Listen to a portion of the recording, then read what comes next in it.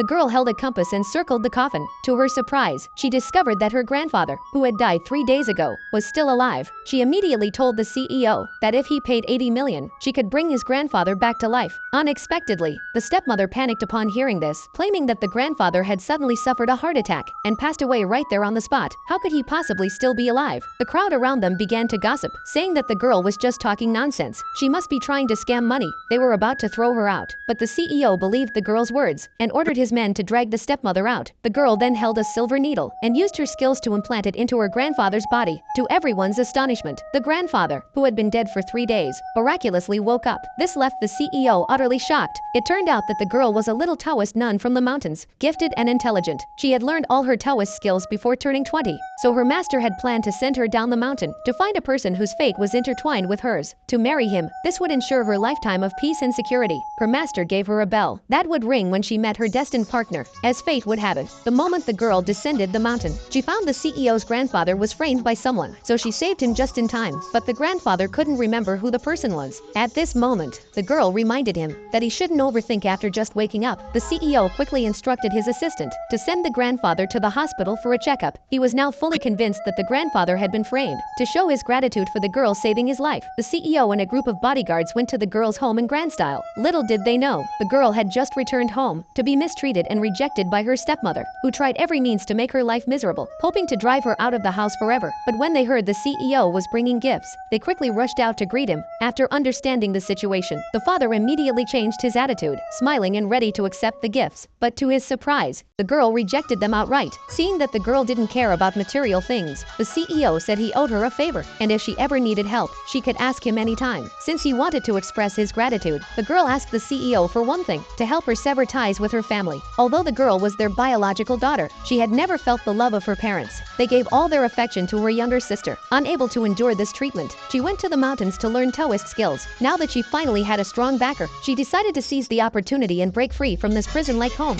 The CEO agreed to her request and prepared to take her home as his wife. When the girl saw the CEO's disabled legs, she immediately said she could heal them. Then she took a kitchen knife and was about to strike at the CEO's hand.